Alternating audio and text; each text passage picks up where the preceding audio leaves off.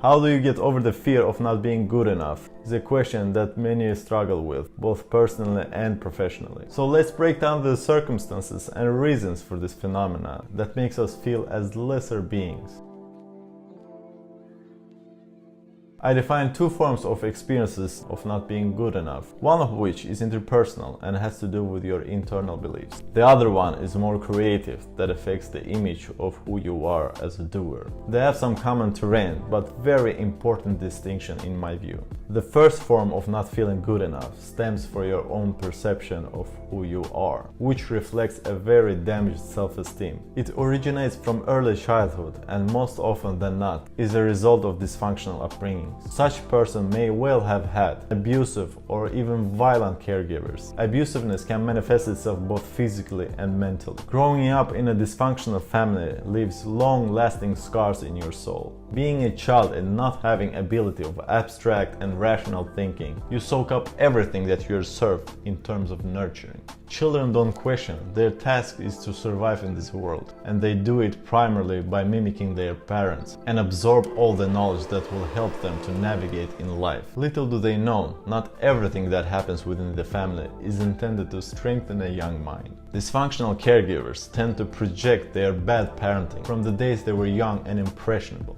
I don't mean that every child grows up to be an exact copy of their caregivers, but an apple doesn't fall far away from a tree. Having abusive caregivers creates a burden of performance, which leads to a child wanting to make everything in order to disarm the conflict. A child doesn't understand that mommy and or daddy are fighting not because of it being worthless. There's a saying that the most innocent creatures on this planet are children, and nevertheless a kid starts to blame himself. I have to wash the dishes and clean the apartment before they arrive. I did everything I could, but they're still fighting. If I get perfect grades this year, I will make them happy. My teacher said to me I did good, but they are still angry and screaming at me. Those emotional scars cement themselves in a young mind and become an operative system that affects many decisions in life. Feeling not good echoes loudly, and your actions are directed towards compensating your imaginative shortcomings. Such people can be perceived very successful in many ways. They try to reimburse that feeling of early childhood memories, the feeling of not being good enough and making up for it, by pushing the envelope at a cost of inner self. You carry a huge backpack of heavy bricks. Every brick represents the emotional teardown that you have experienced during your upbringings. You are strong, but the weight on your shoulders is very heavy, and it will add up in your adult life as well. Your unhealthy condition will affect your relationships, which will result in increased number of bricks in your backpack. And from now on, it's a negative trend. To break this downward spiral, you have to confront yourself. People go to therapists, but my point is that you can do it on your own. One thing you have to understand though, you own those bricks, you love them dearly.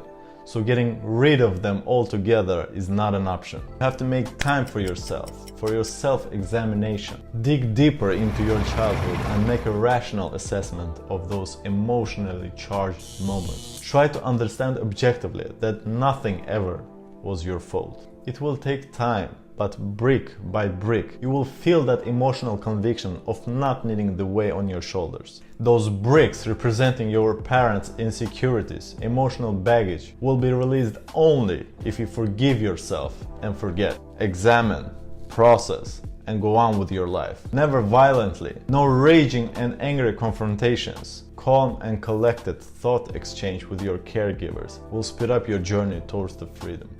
The other fear of not feeling good enough relates to the creative process. If you have in any shape or form worked creatively on your own, you know what I'm talking about. This implies a creativity that is very personal and has to do with your sense of quality. What I mean by personal is that it intimately intertwines with your inner self-beliefs and what you want to let out into the world, a consciousness through you. A creative work that represents yourself, not a group work that you do for somebody else. Your ego whispers into your ear that you are not good enough and never be successful.